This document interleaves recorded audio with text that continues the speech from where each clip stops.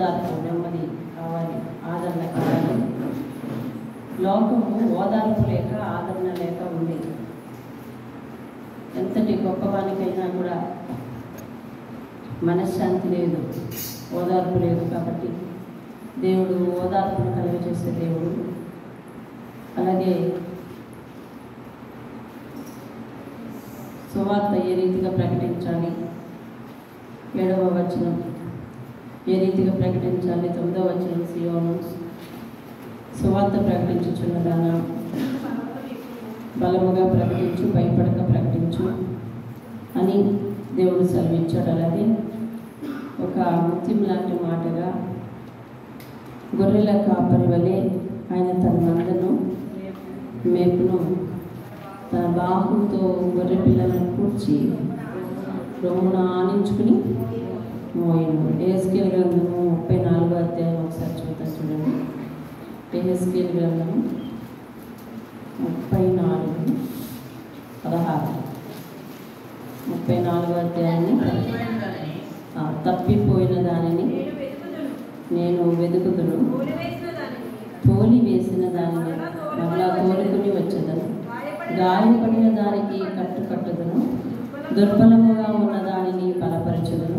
అయితే క్రొవ్విన వాటికి, బలము గల వాటికి శిక్షను మేత పెట్టి లయపరచేదను. దేవుని స్తోత్రం కలుగు. హల్లెలూయా.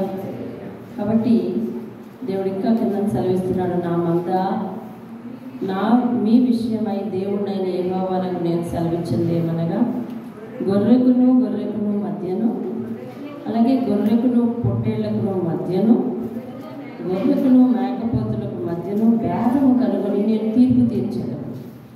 ఏమండి? కాబట్టి ఆయన మంచి కాపరి.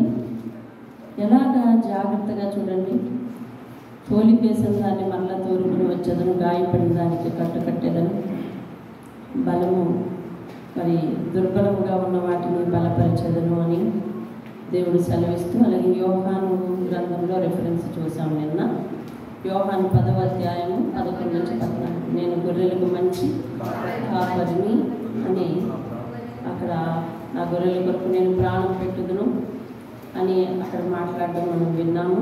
అలాగే మరి ఆయన గొప్పతనం కూడా, తన పులిసిటిలో జలములు కొలిచిన వాడు, జానతో ఆకాశములను కొలచూచిన వాడు, భూమిలో మన్ను కొలపాత్రలో ఉంచినవాడు, ఏమంటే త్రాసుతో పర్వతాలను తూచినవాడు, తూనికి చేత కొండలను తూచినవాడు, ఏమండి యెహోవా ఆత్మకు నేర్పిన వాడెవడు. ఇవన్నీ కూడా మరి సామెతలు 8వ అధ్యాయంలో మొత్తం సృష్టి ఆరంభం నుంచి ఆయన ఎక్కడున్నాడు అన్న విషయాలు మనకు తెలుస్తాయి. దేవుని స్తోత్రం కలుగును. కాబట్టి ఆయనతో ఏ రూపాన్ని పోల్చడానికి లేదు.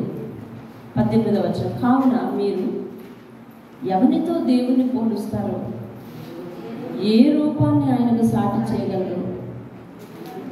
విగ్రహమును చూడగా శిల్పి దాన్ని పోత పోసి దానిని బంగారు రేకుతో కంసాలు పొదిగితే దానికి వెండి గొలుసులు చేయిస్తారు కదా.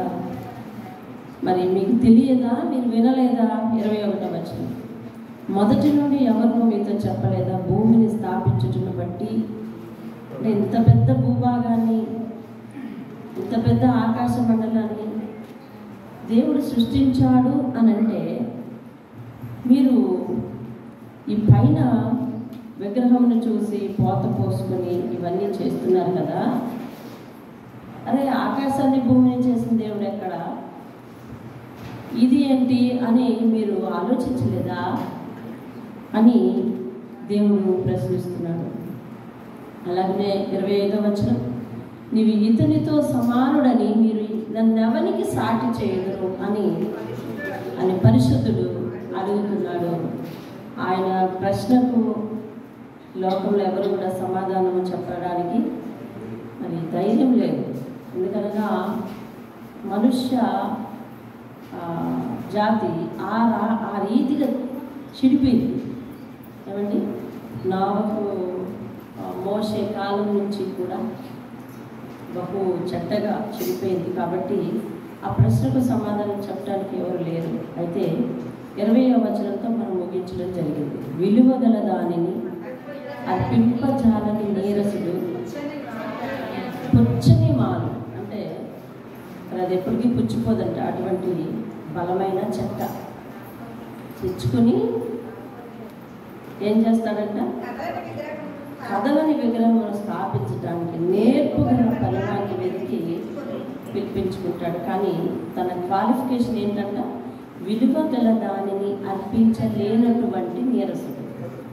అదవుతుందండి. ఆ టైటిల్ను మనం చాలా జాగ్రత్తగా ధ్యానించాలి. అది ధ్యానించాలి అని అంటే మరి ఒక పూట సరిపోదు, దాంతోనే మనం ముగించాలి. ఏ రీతిగా విలువైనది ఏమిటి? మనిషి జీవితంలో హృదయం. విలువైన దానిని ఇవ్వలేడు, కానీ ఇటువంటి పనులు చేయమంటే చేస్తున్నాడు. ఎవరు చెప్పకుండానే చేస్తున్నాడు. పొచ్చని మాలను ఏర్పాటు చేసుకుంటున్నాడు. విలువైన వాటికి అలంకరిస్తున్నాడు. అలాగే నేర్పుగల పనివారిని వెతుక్కుని చాలా అందంగా డిజైన్ చేస్తున్నాడు. అలంకారానికి కొదువు లేదు, ఆడంబరానికి కొదువు లేదు, కానీ హృదయ శుద్ధి లేదు. విలువ గల దానిని అర్పించలేరు వాళ్ళు. మరి ఇది మనకి ఒక సవాలు. మనం ఆత్మీయుల దేవుణ్ణి పూజిస్తున్నాము. మనకు నేర్పరితనం కలిగిన కంసాలను అవసరం లేదు కదా? అవసరమా? మన దేవుణ్ణి చేయడానికి అవసరమా? అవసరం లేదు. మరి వెండి బంగారుతోటి ఆభరణాలు ఆయనకు చేయనవసరం లేదు. ఒక విలువైనది ఉంది, నీ హృదయం, నీ జీవితం. ఆ విలువైనది నీ సమయం. ఈ రెండు దేవునికి అర్పించలేనటువంటి నీరసుడుగా నువ్వు కూడా దేవుడిని సెలవిస్తున్నాడు. దేవుని స్తోత్రం హల్లెలూయా. ఆ ప్రశ్నకు మనం కూడా ఏం సమాధానం చెప్పాలి? విలువ గలదానిని అర్పించాలి. ఏమండి? విలువైన హృదయం ఇవ్వాలి. లోకము దాని ఆశను అంటించుకోకూడదు. అది నిన్న మాట్లాడిన మాట. లోకంలోని తీరు, మందిరాలలోని తీరు ఒకలా ఉండరాదు. ఎందుకనంటే నువ్వు వాటిని చూసి మచ్చ పెట్టుకుంటున్నావు, నీ వస్త్రాన్ని మార్చుకుంటున్నావు, నీ వస్త్రధారణ మార్చుకుంటున్నావు, నీ మేకప్ను మార్చుకుంటున్నావు, లేకపోతే నీ ఆహార్యాన్ని మార్చుకుంటున్నావు అని అంటే లోకంలో కొంత మనసు పారేసుకున్నావా? నీ హృదయంలో దేవునికి పూర్తిగా చోటు లేదా? నీ హృదయంలో విలువైన ప్రదేశం అంతా కూడా దేవునికి ఇవ్వలేదా అని దేవుడు ప్రశ్నించాడు. దేవుని స్తోత్రం. కాబట్టి దేవుడు అదే చెప్తా ఉన్నాడు. చూడండి, మరి 41వ వచనం, 41వ అధ్యాయంలోనికి మనం వెళ్తాం. ఇప్పుడు మళ్ళీ దేవుడు అందరికీ పిలుస్తున్నాడు. నా జనులు అని 40వ అధ్యాయంలో అంటే ఇక్కడ ద్వీపంలారా, జనులారా అని అందరినీ పిలుస్తున్నాడు. ఏమని పిలుస్తున్నాడు చూడండి. ద్వీపములారా మౌనంగా ఉండండి, జనులారా నూతన బలము పొందండి. దేవుని స్తోత్రం కలుగుతున్నాడు. హల్లెలూయా. కాబట్టి మనల్ని ఈ భూలోకం అంతటినీ కూడా దేవుడు పిలుస్తున్నాడు. దేవుడు ఒక్కరికి కాదు, దేవుడు అందరికీ ప్రభు. దేవుని స్తోత్రం. కాబట్టి అందరినీ పిలుస్తున్నాడు. అయితే అందులో కొద్దిమందివి మాత్రమే ఆయన పిలుపు అందుకున్నాం కదా? కొద్దిమందివి మాత్రమే పిలుపు అందుకున్నాం. ఈ కొద్దిమందిలో వినాలి జాగ్రత్త. ఈ కొద్దిమందివి మాత్రమే విలువ గల దానిని ఆయనకు అర్పించగలుగుతున్నాం. ఏమండి? ఈ కొద్దిమందిలో కొద్దిమందివి మాత్రమే కడవరకు ఆ భక్తి జీవితాన్ని కొనసాగించగలుగుతున్నాం. మరి ఏది? తాను సృష్టించిన జనమంతా ఏది? తాను సృష్టించిన సృష్టి అంతా ఏది? ఆయన మాట వినేది ఎక్కడా లేదు. అర్థమైందండి? అంత జనము అన్ని దేశాలలో కొద్దిమందివి మాత్రమే దేవుణ్ణి అంగీకరిస్తే అందులో కొద్దిమందివి మాత్రమే విలువ గల దానిని అర్పించగలుగుతున్నాము. అందులో కొద్దిమందివి మాత్రమే జీవిత దినములన్నీ ఆయనతో అదే భక్తి ప్రమాణాలు కలిగి కొనసాగగలుగుతున్నాం. మిగిలిన వారు ఏరి? అంటే దేవుడు అందరినీ ఆలకించమంటాడు. అందరూ ఆలకించండి, మీరందరూ ఆలకించండి, ఆలకించాలి. మీరు వినడం మానేశారు కాబట్టి మీ మనసు భ్రష్టమైపోయింది. ఎందుకు? మనుషులారా వినండి అంటున్నాడా? వినండి అన్నాడా? ద్వీపములారా జనులారా అంటున్నాడు. దేవుని స్తోత్రం కదా. ఎందుకు పిలుస్తున్నాడు? ఏదో ఒక విషయం చెప్పాలనే కదా. చెప్పే విషయాన్ని మనం ఏం చేయాలి? మొదట వినాలి. కాబట్టి ఏ పిలుపైనా దేవుని పిలుపు మొదట వినడానికి. అందుకనే బైబిల్ గ్రంథంలో, కొత్త నిబంధన గ్రంథంలో యేసయ్య చెప్పిన మాట ఏంటంటే, వినుట వల్లనే విశ్వాసం వస్తుంది, వినకపోతే రాదు. చాలామంది చెప్తా ఉన్నారు, మందిరానికి పోనవసరం లేదు, బైబిల్ ఆ చివరి నుంచి ఈ చివరి వరకు కంటతా పడితే ఇంటిలో ఉండి ఎవరి భక్తి వారు చేసుకుని మనం పరలోకానికి వెళ్ళిపోతాము అని చెప్తున్నారు. ఇది తప్పు. నువ్వు వినాలి. దేవుడు తన సేవకులకు ఇచ్చిన మాటలు నువ్వు వినాలి. దేవుడు నేరుగా నీతో మాట్లాడాలంటే వాక్య రూపంతో మాట్లాడతాడు, కానీ తన పద్ధతులు నువ్వు అవలంబించినప్పుడు తర్వాతనే ఆయన మాట్లాడతాడు. దేవుని స్తోత్రం. ఆయన ఎవరికి రెస్పాండ్ అవుతాడు ఫస్ట్ అంటే తన పద్ధతులు అవలంబించిన వారికి. అవలంబించని వారికి దగ్గరగా ఉండడా అంటే ఉంటాడు. వారిని రక్షించదలచినప్పుడు దేవుడు ఖచ్చితంగా వారి దగ్గరికి వెళ్తాడు. కానీ తెలిసి నువ్వు పద్ధతులను అనుసరించకుండా ఉన్నావు అని అంటే నీ జోలికి వచ్చి ఆయన మాట్లాడతాడు. ఆయన మాట వినాలి, వినటానికి రావాలి. దేవుని స్తోత్రం. విని ఫస్ట్ ఏం చేయాలంటే సమ్మతించాలి. విన్న తర్వాత ఏమనాలి? అనాలి. అర్థమైందండి? చాలామంది తల్లిదండ్రులు ఇలా నొచ్చుకుంటారు. ఏమని తెలుసా? చెయ్యకపోయినా ముందు చేస్తానని బుర్రొప్పబెట్టరా బాబు అంటాడు. అవునా? అంటే ఈ లక్షణం చాలామందిలో ఉండదు. ముందు సమ్మతించాలి. సమ్మతించాక ఇప్పుడు తండ్రి చెప్పిన మాట ముందు బుర్రపడుకోలే. ఒక తండ్రి అంటాడు, ఇవి చేయకపోయినా ముందు మాత్రం చేస్తానంటాడండి. ఆ తర్వాత సంగతి తర్వాత ఎరుగు అంటాడు. అవును కదా? మన పిల్లల్లోనే ఇటువంటి వాళ్ళు ఉన్నారు. అలాగే దేవుని పిల్లలు మనం ముందు వినిన వెంటనే ఏం చేయాలంట? సరే అలాగే చేస్తాం అని సమ్మతించాలి. సమ్మతించిన తర్వాత ఏం చేయాలంటే, నేను మాట ఇచ్చింది దేవునికి అని గుర్తుపెట్టుకొని నన్ను మంచి గమ్యానికి నడిపించడానికి ఆయన అన్నీ చెప్తున్నాడని తెలుసుకుని వాటిని ఖచ్చితంగా చేయడానికి పూనుకోవాలి. అర్థమైందండి? వాటిని ఖచ్చితంగా చేయడానికి సిద్ధపడాలి. సమ్మతించి అప్పుడు అనుసరించాలి. ఈ రెండూ లేకపోతే నీకు చెప్పేది ఎవరు? అసలు ఎవరు చెప్తే నువ్వు వింటావు? ఎవరు చెబితే నువ్వు లొంగుతావు? దేవుని మాట నీకు వినిపిస్తున్నావు. అది వినాలి అని అంటే నువ్వు ఖచ్చితంగా మందిరానికి వచ్చి ఆయన అంటున్నాడు, నా దగ్గరకు వచ్చి మాట్లాడండి అంటున్నాడు. చూడండి, వారు నా సన్నిధికి వచ్చి మాట్లాడాలి. చూసావా? అర్థమైందండి? ఆయన సన్నిధి ఆయన నివసించే చోటు అని సొలొమోను అక్కడ అంటాడు. అయ్యా, నేను దేవాలయాన్ని అయితే కట్టించాను. అవునా? గుర్తుందా మీకు? నేను దేవాలయం అనేది గుర్తు లేకపోతే వినండి. అయ్యా, నేను దేవాలయాన్ని అయితే కట్టించాను. నీ వంటి సృష్టికర్తకు ఆకాశ మహాకాశాలు పట్టజాలవు. అలాంటి నిన్ను ఈ హస్తకృత్యములైన ఆలయంలో నేను బంధించలేను, కానీ నేను ప్రార్థించి మనవి చేస్తున్నాను, నీ ఆత్మ ఎల్లప్పుడూ ఇక్కడే ఉంచు, నీ పాదాలు ఇక్కడే ఉంచు, నీ కనుదృష్టి ఎప్పుడు కూడా ఇక్కడే ఉంచు అని దేవుని ప్రార్థించాడు. అసలు ఆయన కూడా మాట ఇచ్చేటప్పుడు అన్నాడు, నేను ఈ స్థలం దగ్గరికి ఎవరైతే వచ్చి ప్రార్థన చేస్తారో నేను వారి మనవి అంగీకరిస్తాను, నేను ఇక్కడే ఉంటాను అని ఆయన కూడా మాట్లాడారు. సొలొమోను మందిరం కట్టిన తర్వాత సొలొమోను చేసిన ప్రార్థన యొక్క అర్థం ఎంత, దేవుడు దానికి జవాబిచ్చిన అర్థం ఎంత, మీరు మీ కళ్ళతో చూసి చదివితేనే బాగుంటుందండి. అర్థమైందండి? ఆయన అన్ని రకాల బాధలను ఎత్తి, అయ్యా ఒక మనిషికి ఈ బాధ ఉంది, ఒక మనిషి పంట పోయి వస్తాడు, ఒక మనిషి ఆస్తి పోయి వస్తాడు, ఒక మనిషి బ్రతుకు బాగోకి వస్తాడు, ఒక మనిషి ఆరోగ్యం చెడికి వస్తాడు.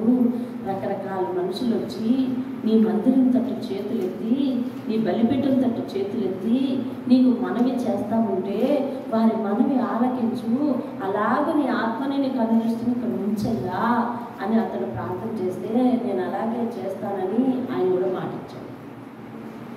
అందుకని ఇంటిలో మాట్లాడితేనా లేకపోతే రోడ్డు మీద మాట్లాడితేనా అక్కడక్కడ ప్రార్థన చేస్తే దేవుడు పలకడా అంటే పలుకుతాడు. నేను అమాంతంగా ఒకనాడు ఆ పిల్లడు బండి మీద నుంచి తీసుకొస్తుంటే నడి రోడ్డును పడిపోయాను. అట్లయిందా? నడి రోడ్డును పడిపోయాం ఇద్దరం కూడా. ఎటువైపు పడిపోయాం? అటువైపు పడిపోయాం, రోడ్డు వైపు పడిపోయాం. నాయనా ప్రభువా రక్షించు అని అన్నాను. రక్షించాడు దేవుడు. అడ్డు పెట్టాడు, ఏమీ రాకుండా హైవే మీద అడ్డు పెట్టాడు. మేము క్షేమంగానే వచ్చాం. వినడా అంటే వింటాడు. ఇంకా ప్రతి మాట రోడ్డు మీదనా, ప్రతి మాట ఇంట్లోనేనా? ఆయన స్థలం ఉంది, ఆయన ఒకటి అర్థమైందంటే ఆయన కార్యాలయం, ఆయన క్యాంప్ ఆఫీస్ ఒకటి. మీకు ఎలా అంటే అర్థమవుతుంది? ఆయన నివాస స్థలం ఒకటి. నా సన్నిధికి వచ్చి మాట్లాడండి. దేవునికి స్తోత్రం. హల్లెలూయా. ఈ రోజుల్లో మనుషులకు అర్థం కానిది ఏమిటి అని అంటే విశ్రాంతి దినం యొక్క ప్రాముఖ్యత, సన్నిధి యొక్క ప్రాముఖ్యత అర్థం కాదు. అది అర్థము అయినా కానీ చేయకుండానట్లు, అర్థం కాకుండానట్లు ఈ యుగ సంబంధమైన దేవత వారికి ఏం చేస్తుందంటే కొంచెము పనులు కల్పించో లేకపోతే మరొకటో అన్ని సకారణాలే కల్పించి దూరం చేస్తుంది. నిజానికి ఆయన సన్నిధి ఉండి చోటు. దేవుని స్తోత్రం. అందుకని ఆయన అంటున్నాడు, నా సన్నిధికి వచ్చి మాట్లాడమని అంటున్నాడు. చూడండి, వారు నా సన్నిధికి వచ్చి మాట్లాడవలను, వ్యాజ్యము తీర్చుకున్నటకు మనము కూడుకుందుము రండి. దేవుని స్తోత్రం. 1వ అధ్యాయం 18వ వచనంలో, రండి మనం వివాదము తీర్చుకుందుము, మీ పాపములు రక్తము వలె ఎర్రనివైనను అవి హిమము కంటే తెల్లవిగా చేస్తాయి, కెంపు కంటే ఎర్రనివైనను అవి గొర్రెమచ్చ వలె తెల్లగా చేస్తారు. మీరు సమ్మతించి నా మాట విని ఎడల భూమి మీద ఉన్న మంచి పదార్థములన్నీ కూడా మీకు భుజింపనిత్తును, సమ్మతించకపోతే అని మాట్లాడాడు. అక్కడ ఏమంటాడంటే మీరు వచ్చి రండి. ఇక్కడ వ్యాజ్యం అంటే గొడవ అంటే వివాదం ఏమిటి? అయ్యా ఇదిగో మీరు ఇలా చెప్తున్నారు, మీతో ఎవరిని సమానం చేస్తారు, నాతో ఎవరిని సమానం చేస్తారని మీరు అడుగుతున్నారు. మేము మా అజ్ఞానం చేత ఇప్పటి వరకు అనేక సంగతులు చేసి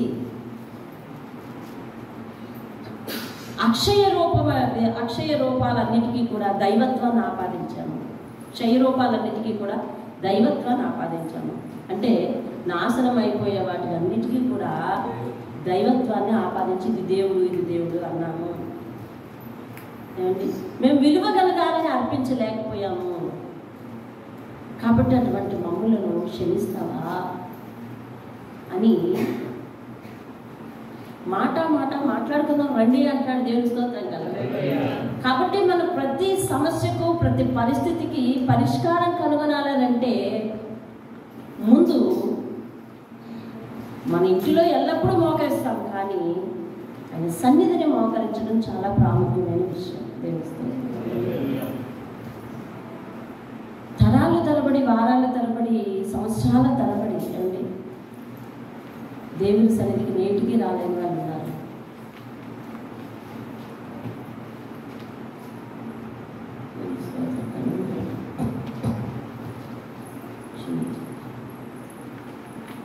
ఒక 4 సంవత్సరాల నుంచి ఒక వ్యక్తిని నేను బతిమాలుతున్నాను మీకు చెప్తాను. వారి గురించి ఉదయమే దర్శనం వచ్చింది, వెళ్ళి చెప్తాను. దేవుని దర్శనం కూడా నేను మంచిగా ఆలస్యం చేశాను. ఇన్ని సంవత్సరాలు కూడా వాళ్ళు దేవుని దూరంగా ఉన్నారు. ఎవరు వారు అంటే సేవకుని బిడ్డలు.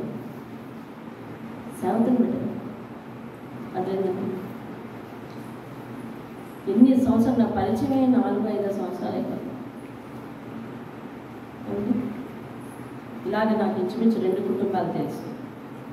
రాదు, ఎంతగా నచ్చ చెప్తానో పోయి రాదు.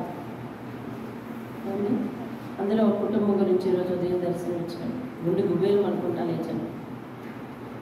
అయినా వెళ్ళి చెప్పలేకపోయాను, మళ్ళీ మర్చిపోయాను.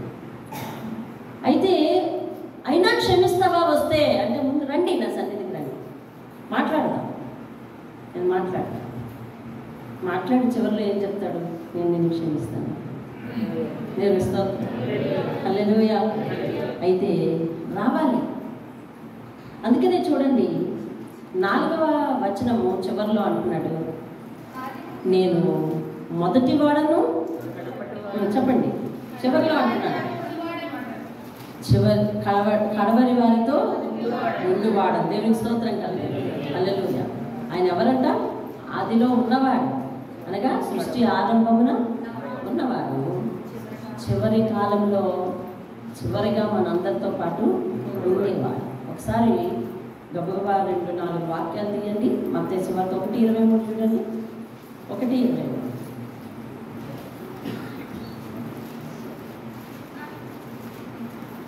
మత్తయి సువార్త 1:23.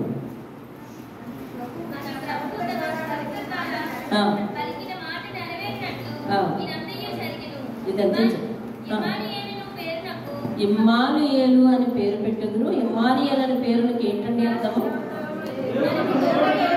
దేవుడట, ఎల్లప్పుడూ ఉండు దేవుడట. ఆయన మనకు తోడు. మన ఆత్మ దేవుడు సృష్టించిన తర్వాత ఎల్లప్పుడూ ఉండేది. యుగ యుగములు ఆయన సన్నిధిలో ఉంటుంది. మనకి ఎల్లప్పుడూ తోడుగా ఉండే దేవుడంట. అదే మత్తయి సువార్త 28:20 చూడండి. 28:20 ఆఖరి అధ్యాయం మొదటి వచనంలో నేను తోడుగా ఉంటానంటాడు. చివరి అధ్యాయంలో ఏం చెప్తున్నాడు చూడండి. ఆ యుగ సమాప్తి వరకు సదాకాలము మీతో ఉంటానంటున్నాడు. ఎలాంటండి? యుగ సమాప్తి, ఈ లోక అంతము వరకు సదాకాలము మీతో ఉంటాను. మీతో కూడా తోడుగా ఉండే దేవుని పేరు ఏం పేరు అంటండి? ఇమ్మానుయేలు. ఇదిగో కన్యక గర్భవతి ఒక కుమారుని కన్నా అతనికి ఇమ్మానుయేలుతో పేరు పెట్టదు. అది ఎక్కడ ప్రవచనము? యెషయా గ్రంథం 7వ అధ్యాయం ప్రవచనం. ఏమండి? ఆ ప్రవచనం నెరవేరింది. యెషయా గ్రంథం 7వ అధ్యాయంలో ప్రవచనం మత్తయి సువార్తలో 1వ అధ్యాయంలో నెరవేరింది. ఇమ్మానుయేలు అనే పేరుకి ఏమిటంటే దేవుడు మనకు తోడుగా ఉన్నాడని అర్థం. ఎప్పటి వరకు తోడుగా ఉంటాడంటే యుగ సమాప్తి వరకు సదాకాలము తోడుగా ఉంటాడంటే. అలాగే ప్రకటన గ్రంథానికి వెళ్దాం చూడండి. 1:8 ప్రకటన 1:8 ఒకరు, 2:8 ఒకరు, 22:13 ఒకరు.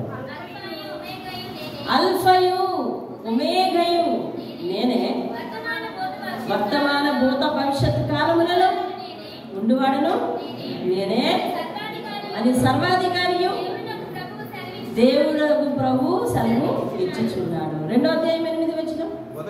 మొదటి వాడును కడపటి వాడును అయ్యుండి మృతుడై మరలా బ్రతికిన వాడు. దేవుని స్తోత్రంగా.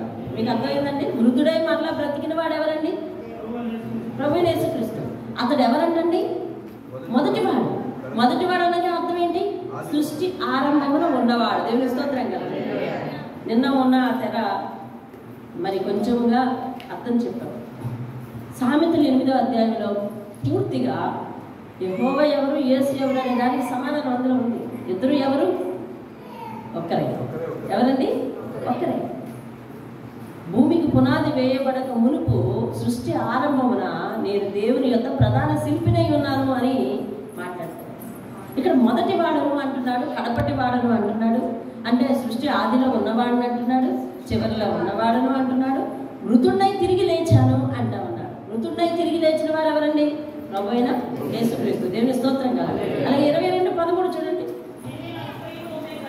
అల్ఫయు ఒమేగయు మొదటి వాడును కడపటి వాడును ఆది అంతము అయ్యున్నవాడు. దేవుని స్తోత్రం కదా. నేనే ఆది నేనే అంతము అని చెప్తా ఉన్నాడు. కాబట్టి అటువంటి దేవుని దగ్గరకు, దేవుని సన్నిధి దగ్గరకు మనం ఏం కావాలంటే వచ్చి అప్పుడు ఆయనతో మాట్లాడాలంటే. దేవుని స్తోత్రం కదా.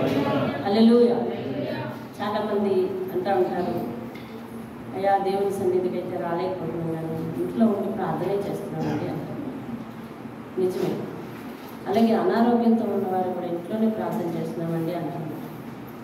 మరి కొన్నిసార్లు అది కార్యం జరిగితే వస్తామని అన్యులు అనుకుంటా ఉంటారు, కానీ వారికి ఈ విషయం తెలియదు. నీకు తెలుసు కదా ఈ విషయం. కాబట్టి నీ ప్రతి సమస్య ఎక్కడికి వచ్చి చెప్పాలన్నమాట, దేవుని సన్నిధిలో బలిపీఠం దగ్గరకు వచ్చి ఆయనకు విన్నవించుకోవాలి. దేవుని స్తోత్రం. మొదట ఆయనకే విన్నవించుకోవాలి. తర్వాత వినండి 5వ వచనం. మనం కొంచెం తొందరగా వెళ్దాము. ద్వీపములు చూచి దిగులు పడుచు. ద్వీపములు అనగా మొత్తము ప్రపంచం అండి. చూచి దిగులు పడుచున్నవి, భూదిగంతములు ఒడుగుచున్నవి, జనులు వచ్చి చేర్చున్నారంట ఆయన దగ్గరకు. ఆయన పిలుపు అందుకొని. ఇదంతా ఎప్పుడు చివరి కాలంలో జరిగేవి కూడా ప్రవచనాలు వస్తూ ఉన్నాయి. అపోస్తల కార్యాలు 17వ అధ్యాయం 25, 29 చదువుదాం. 6వ వచనం కూడా చదివేసి అక్కడికి వెళ్దాం. చూడండి. వారు ఒకరికొకరు సహాయం చేసుకుందరు, ధైర్యం వహించుకొని ఒకరితో ఒకరు చెప్పుకుందరు అని రాసి ఉంది. అపోస్తల కార్యాలు 17 వారి ధైర్యం ఎందుకు చెడిపోతుంది, ఎందుకు అడుగుతున్నారు అనే విషయాలు చూద్దాం. చూడండి. అపోస్తల కార్యాలు 17వ అధ్యాయము 25, 28, 29లో కూడా ఆయన ఉన్నతత్వం గురించి రాసి ఉంటారు. చూడండి. అదిగో చూడండి. ఆయన అందరికీ సమస్తమును దయచేవాడు కనుక ఆయనకి ఏదో కొదువు ఉన్నట్లు మనుష్యుల చేతులతో సేవింపబడువాడు కాడు. మరియు యావత్ భూమి మీద కాపురం ఉండుటకు ఆయన ఒకరి నుండి ప్రతి జాతి మనుషులను సృష్టించి, ఒకరి నుండి అనగా ఆదాము నుండి ప్రతి జాతి మనుషులను సృష్టించి, వారు ఒకవేళ దేవుని తడులాడి కనుగొందురేమో అని తన్ను వెతుకు నిమిత్తము నిర్ణయ కాలమున వారి నివాస స్థలం యొక్క పొలిమేరలు ఏర్పరచను. ఆయన మనలో ఎవరికి దూరంగా ఉండువాడు కాడు. మనం ఆయన యందు చలించుచున్నాము, ఇంకా ఉనికి కలిగి ఉన్నాము. దేవుని స్తోత్రం కలిగి మనము ఆయన సంతానము. చాలండి. మనం ఆయన సంతానం, మనం ఆయన వారము. మనతో పాటు ఆయన ఉన్నవాడు, మొదటివాడు, కనపడేవాడు. అయితే ఇంతకీ ద్వీపములకు భయం ఎందుకు వేస్తుంది చూడండి. అపోస్తల కార్యాలు 19వ అధ్యాయం 24, 28 వచనాలు నేను చదువుతాను.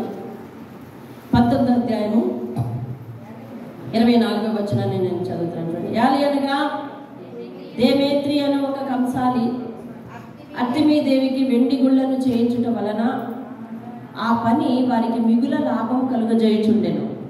అతడు వారిని అట్టి పని చేయు ఇతరులను గుంపు కూర్చి, అయ్యలారా, ఈ పని వలన మనకు జీవనము బహు బాగుగా జరుగుతున్నదని మీకు తెలుసు. అయితే చేతులతో చేయబడినవి దేవతలు కావని పౌలు చెప్పి ఎఫెసులో మాత్రం కాదు, దాదాపు ఆసియానంతటా బహు జనమును ఒప్పించి త్రిప్పి ఉన్న సంగతి మీరు చూచి విని ఉన్నారు. మరియు ఈ మన వృత్తి యందు లక్ష్యము తప్పిపోవుటే కాక మహాదేవి అయిన అర్తెమీదేవి యొక్క గుడి కూడా తృణీకరింపబడి ఆసియానంతటను భూలోకమందును పూజింపబడుచున్న ఈమె యొక్క గొప్పతనము తొలగిపోవునని భయము తోచుచున్నదని వారితో చెప్పెను. వారు విని రౌద్రముతో నిండిన వారై ఎఫెసీయుల అర్తెమీదేవి మహాదేవి అని కేకలు వేసిరి. మీకు అర్థమైందండి? ఇప్పుడు భూదిగంతములు ద్వీపములు భూదిగంతముల జనం అందరూ కూడా ఎందుకు భయపడుతున్నారంట, ఎందుకు అలర్ట్ అవుతున్నారంట తెలుసా? ఒకరికొకరు సహాయం చేసుకొని మరి చూడండి ఏమని రాసింది. వారు ఒకరికొకరు సహాయం చేసుకుని ధైర్యం వహించండి అని ఒకరితో ఒకరు చెప్పుకుంటారంట. ఎందుకంటే అలా భయం ఏమిటంట, దేవుడు సృష్టిని సృష్టించిన వాడు, అతడు ఆత్మస్వరూపి, విగ్రహముల యందు దైవత్వం లేదు అని చెబితే అది చేసేవారు, దాని కొరకు ఏర్పాట్లు చేసేవారు, వారి వ్యాపారాలు ఏమవుతాయి? ఇప్పుడు పౌలు ఆ ఎఫెసు దేశం వెళ్ళి, అయ్యా విగ్రహాలను పూజింపకూడదు అని ప్రకటన చేస్తూ ఉన్నాడంట. ఎఫెసులోనే కాదు, ఆసియా అంతటా చేస్తూ ఉన్నాడంట. అందులో దేమేత్రి అనే ఒక కంసాలి, అతను చాలా నేర్పరైన కంసాలి. ఆయన అందరినీ కూర్చి మీటింగ్ వేసి, అయ్యా ఈ పౌలు విగ్రహాలను పూజింపకూడదని చెప్తున్నాడు కదా, మరి మన పని ఏమవుతుంది, మన జీవనోపాధి ఏమవుతుంది? అసలు ఇక్కడే కాదు, అన్ని చోట్ల అలా చెప్తున్నాడు. మరి ఆయన వాక్యం విని ప్రభావితులు అందరూ అయితే ఏమవుతారు? సరే, మన పని ఏదో మూలపడిపోతుంది, మనం పని మర్చిపోతాం అనుకుందాం. మరి గుడి ఏమవుతుంది? ఏమవుద్ది? అది ఆలోచించండి అని అనగానే వాళ్ళందరికీ కోపం వచ్చి లేచి అత్తిమాదేవి మహాదేవి అని చెప్పి అలా ఇంచుమించు 2 గంటలు గలిబిలి చేసినట్టుగా కింద. అందుకని ఒకరికొకరు సహాయం చేసుకుని ఇవన్నీ ఏమైపోతాయి, అసలు సత్యం బయటపడితే ఇవన్నీ ఏమవుతాయి అని ఒకరికొకరు వణుకుతూ ఒకరికొకరు సహాయం చేసుకుంటూ ధైర్యం వహించండి, పర్వాలేదు మనందరం బలంగా ఉన్నామని చెప్పి అనుకుంటూ ఉన్నారంటండి. దేవుని స్తోత్రం కలుగుతుంది. అద్దుకుంటుని కూర్చి 7వ వచనం చదవండి.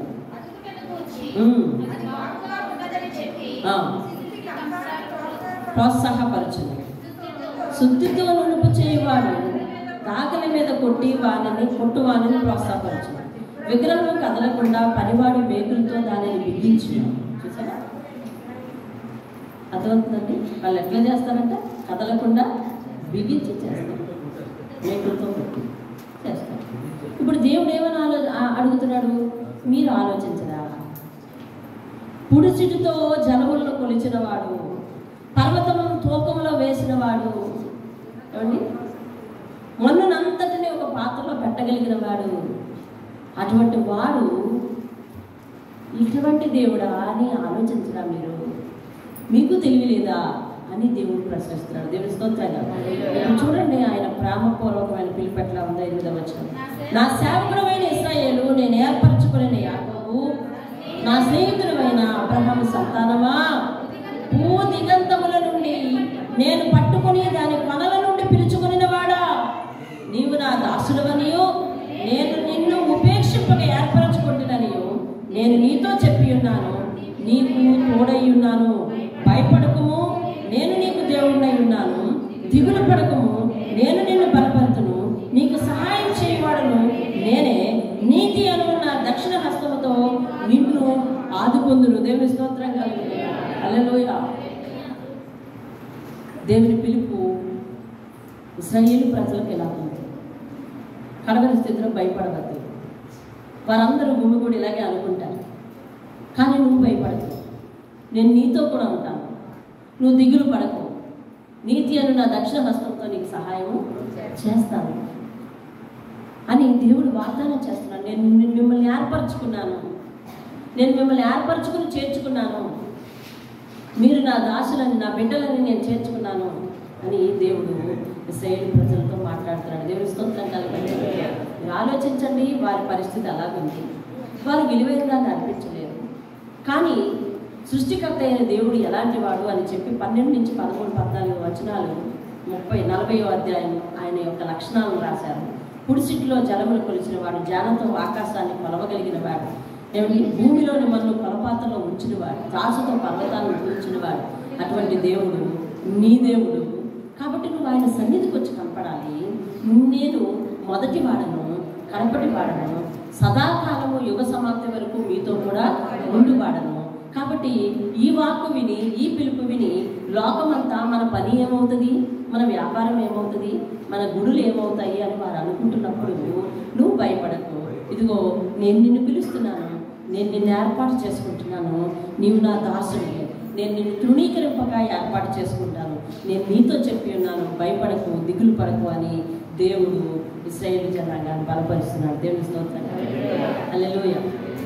నేను 1995వ సంవత్సరంలో దేవుడు నాకు ఇచ్చిన వాగ్దానం అండి.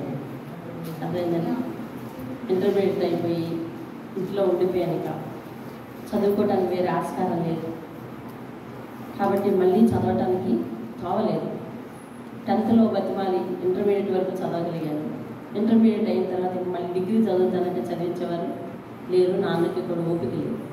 అలాంటి సందర్భంలో మరి 2-3 నెలలు గడిచిపోయే కాలేజీలో ఓపెన్ చేసి, అయినా నేను ఇంటిలో ఉండిపోయానని చెప్పి 15 రోజులు 20 రోజులు ఏమో నాకు గుర్తులేదు, ఉపవాసం ఉండి మరి ప్రార్థన చేసుకొని ఉంటా ఉన్నప్పుడు అప్పట్లో బ్రదర్ జోషి గారని రేడియో వర్తమానికులు ఆయన చనిపోయారండి.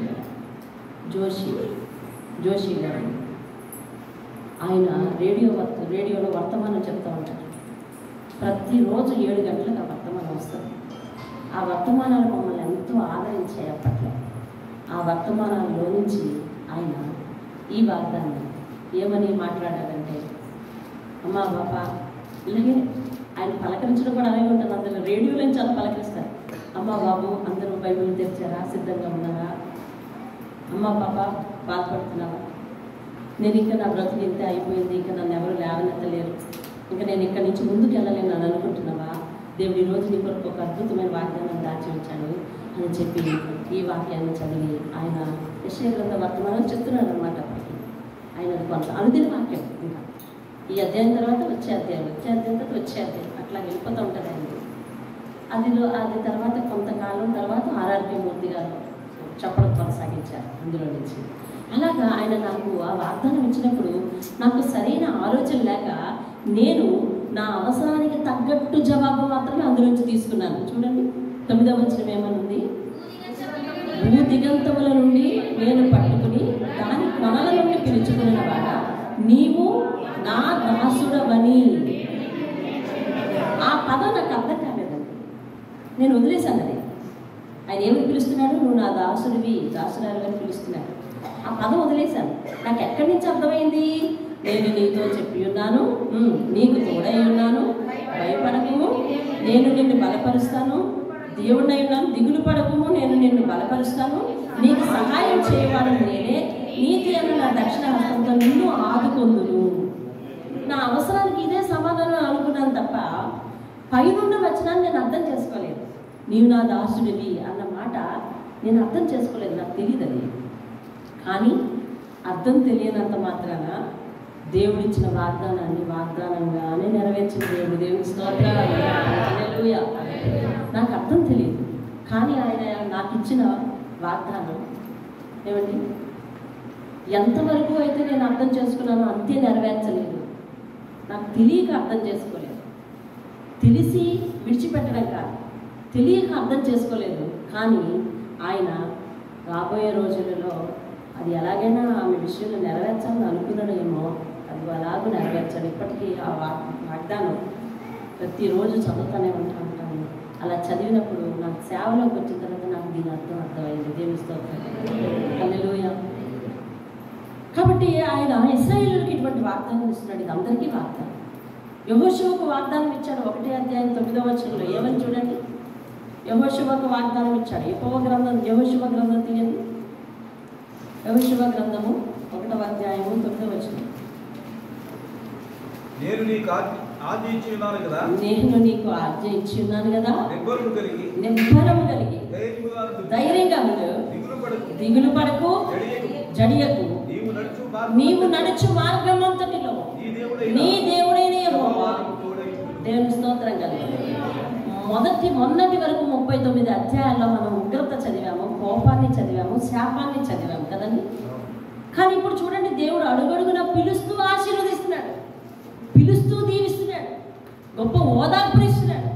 దేవుని మందిరానికి ఆయన వర్తమానం వినడానికి ఎవరు వచ్చారో, ఈరోజు మీరు ఎవరైతే ఏర్పాటు చేయబడ్డారో మీకు కూడా ఈ వాగ్దానాలు. నువ్వు నిబ్బరం కలిగి ధైర్యంగా ఉండు, నీ భయం ఏమిటో నాతో చెప్పు, నేను దానిని వెనకతల ఉండి నడిపిస్తానంటా ఉన్నాడు. నమ్మితే దేవుని స్తోత్రం. హల్లెలూయా. ఎలాగంటున్నాడు యెహోషువతో, నేను నీతో చెప్పాను కదా, నీకు ఆజ్ఞ ఇచ్చాను కదా, ఏమంటున్నాడు, నిబ్బరంగా ఉండి ధైర్యంగా ఉండు, దిగులు పడకు, జడియవద్దు, నీవు నడుచు మార్గం అంతటిలో కూడా నీ దేవుడైన యెహోవా తోడై ఉండదు. దేవుని స్తోత్రంగా. ఈ వాగ్దానం నాది అన్నవారు దేవుని చేసి చూపించండి. నాదే. దేవుని స్తోత్రం. హల్లెలూయా. ఈరోజు దేవుని మందిరానికి వచ్చాము, ఎప్పటిదో వినడానికి కాదు. దేవుడు ఈరోజు నీకు ఇచ్చే వాగ్దానాన్ని తీసుకున్నాను. నేను నీకు మాట ఇచ్చాను, నిలబడతానంటే నిలబడతానంతే. సరే జారిపోయి ఉంటావు, జారిపోయిన పడిపోయిన స్థితిలో ఉండిపోవు, లెగస్తావు. దేవుని స్తోత్రంగా. హల్లెలూయా. కొందరైతే రథములను బట్టి గుర్రములను బట్టి అతిశయించడు, కానీ మనమైతే దేవుడైన యెహోవా నామం వలన అతిశయించుచున్నాము. కావున వారు పడిన చోటే ఉంటారు, కానీ మనము తిరిగి లేస్తామని రాసి ఉంటుంది. దేవుని స్తోత్రంగా. హల్లెలూయా. కానీ మనం తిరిగి లేస్తాము అని రాసి ఉంటుంది. మనం లేచి చక్కగా నిలబడతామంట. నీ కళ్ళతో చూడ ఒకసారి కావాల్సింది. ఎక్కడ 20వ అధ్యాయమా ఏమండి, కీర్తన 20:7. ఈ కంటతా వాక్యమే ఎప్పుడు చూశాను కానీ ఆ కింద వాక్యం నేను చూడలేదు. దేవుడు ఒకసారి అయ్యా ఈరోజు వర్తమానం ఇవ్వు అని అంటే ఆయన ఈ వర్తమానంతో మాట్లాడాడు. ఒకసారి మీకు గుర్తుందో లేదో, ఎక్కడో ఆత్మీయ అభివృద్ధి కొడుకులో నేను మాట్లాడినట్టు గుర్తున్నాను ఏమండి. కొందరట రథములను బట్టి అతిశయిస్తున్నారట, కొందరు గుర్రాలను బట్టి అతిశయిస్తున్నారంట, అంటే వారికి ఉన్న ఆస్తిపాస్తులను బట్టి అతిశయిస్తున్నారట. మనమైతే దేవుడైన యెహోవాను కలిగి ఉన్నందుకు అతిశయపడాలి అంట. అలా అతిశయపడుతున్నాం కాబట్టి ఎంత రథములను బట్టి అతిశయించిన వారు, గుర్రములను బట్టి అతిశయించిన వారు కృంగి నేల మీద పడి ఉన్నారంట. మనము లేచి చక్కగా నిల్చుచున్నాము. దేవుని స్తోత్రం హల్లెలూయా. ఎందుకయ్యా అలా లేచి చక్కగా నిల్చున్నామని దావీదుని అడిగితే దావీదు అంటాడు, నేను పడినా లేస్తాను, నా చెయ్యి అతని చేతిలో ఉందంటాడు. దేవుని ఎవరి చేతిలో ఉందంట? తోడుగా ఉన్న దేవుని చేతిలో ఉంది. దేవుని స్తోత్రం కాదు. ఏ దేవుడైతే మనం కలిగి ఉన్నాడని మనం అతిశయపడుతున్నామో ఆయన చేతిలో ఉందంట మన చెయ్య. కాబట్టి మనం పడినా ఏం చేస్తామంటే లేచి చక్కగా నిలబడతాం. దేవుని స్తోత్రం కాదు. కొన్ని ప్రయాణాలలో, కొన్ని వ్యాపారాలలో లేదా కొంతమంది జీవితాల్లో పడిన స్థితి కనిపించవచ్చు, కానీ పడినా లేచి చక్కగా నిలబడతాం. దేవుని స్తోత్రం కలుగుతుంది. హల్లెలూయా. కాబట్టి దేవుడు అంటా ఉన్నాడు చూడండి 11వ, ఇంకా ఆయన ఆశీర్వాదం పోలేదు. ఆయన ఇంకా అంటున్నాడు చూడండి, నీ మీద కోపపడిన వారందరూ సిగ్గుపడి ఆశ్చర్యపడతారు. విస్మయం పొందేదంటే ఆశ్చర్యపడతారు. నీతో వాదించేవారు మాయమై, అంటే నీతో వాదించేవారిని నేను దూరం చేస్తాను నీకు అని చెప్తాను. నీతో కలహించువారిని, అనగా మన శత్రువు, నాకు శత్రువు ఎవరు అని నువ్వు వెతుక్కుంటావు, కానీ నీకెవరు కనిపించరు. ఎందుకంటే నువ్వు అందరికీ కూడా మిత్రుడిని నేను చేస్తాను, అందరి ఎదుట మంచివారిగా నేను చేస్తాను అంటున్నాడు దేవుడు. దేవుని వాగ్దానం అర్థం చూసుకోండి. కలహించు వారిని నీవు వెతుకుదువు కానీ, అంటే అర్థం ఏంటి? గొడవడానికి నువ్వు తిరుగుతావనా? కాదండి. ఇంతకుముందు గొడవాడేవారు కదా, నాతో చాలా మందికి గొడవ ఉండేవి కదా, నన్ను అందరూ నిందించేవారు కదా, నన్ను అందరూ చూడలాడేవారు కదా. ఇప్పుడు ఏంటి? అందరూ మర్యాదిస్తున్నారు, అందరూ గౌరవం పెంచుతున్నారు. వాళ్ళు ఎవరు లేరు. ఎటు దిక్కు చూసినా అందరూ నాకు తెలిసిన వాళ్ళు, అందరూ నన్ను గౌరవించేవాళ్ళు, అందరూ నన్ను మన్నించేవాళ్ళే కనిపించేటట్టు చేస్తానంటున్నాడు. దేవునికి స్తోత్రం. హల్లెలూయా.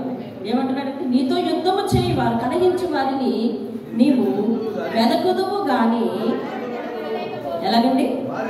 వారిని కనుగొనలేకపోదువు. నీతో యుద్ధము చేయవారు మాయమైపోవుదురు, అభావులగుదురు. నీ దేవుడైన యెహోవానగు నేను భయపడకము, నీకు సహాయం చేసేదని చెప్పుచు. దేవునికి స్తోత్రం.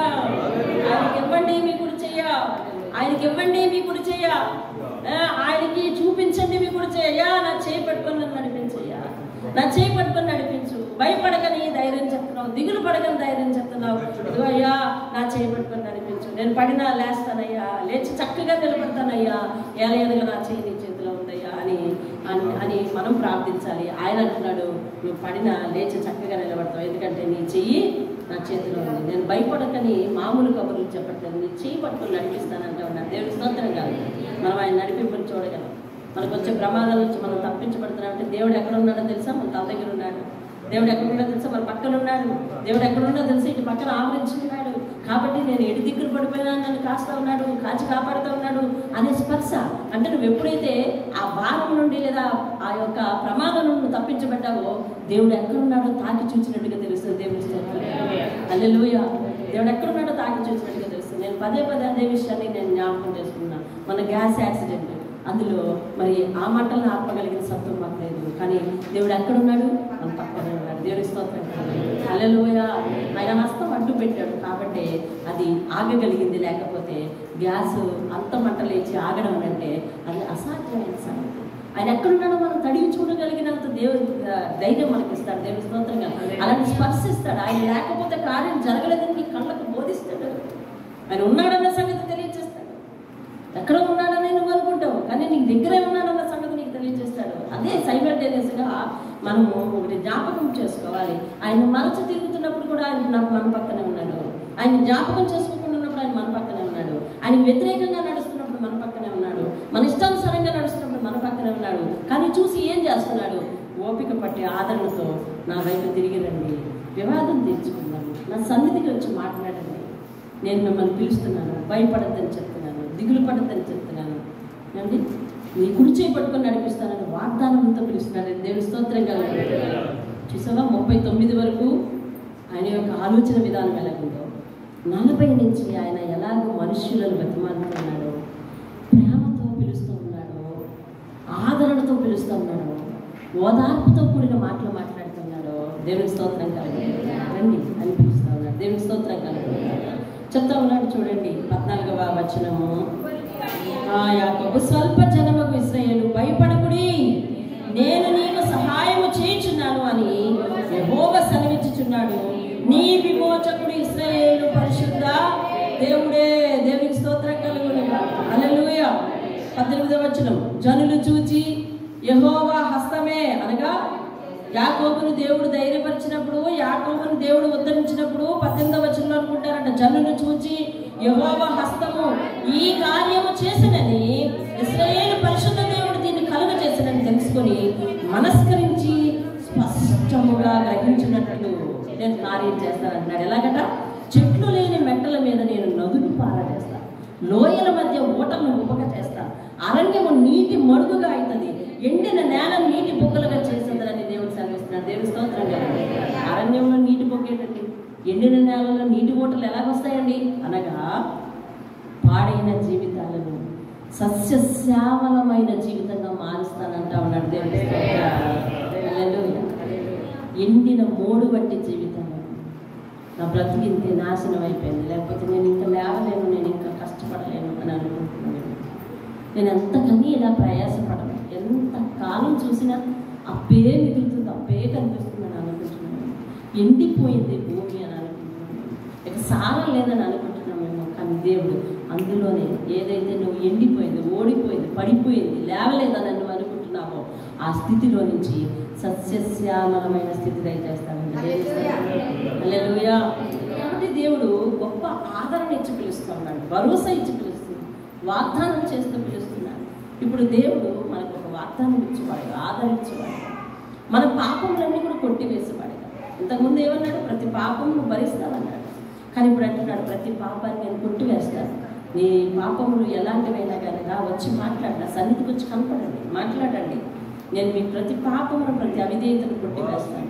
నీకు భయపడకని నేను సెలవిస్తున్నాను. ఇదిగో నీ జీవితం అగమ్య గోచరంగా ఉందని నువ్వు అనుకుంటున్నావు, కానీ ఎండిన భూమి అని అనుకుంటున్నావు, నేను అరణ్యములాగా ఉండిపోయాను, ఒంటరి అని అనుకుంటున్నావు, కానీ నిన్ను ఎలాగ దీవిస్తానంటే నీటి మడుగుగా సస్యశ్యామలమైన దేశంగా మారుస్తానని దేవుడు సెలవిస్తున్నాడండి. దేవుని స్తోత్రం కలుగును. హల్లెలూయా. కాబట్టి దేవుడు మనకు ఆదరణ ఇవ్వడానికి వచ్చిన దేవుడు. ఆ యేసు ఎలా వస్తున్నాడో యెషయా మళ్ళీ ప్రవచిస్తున్నాడు చూడండి 42వ అధ్యాయం.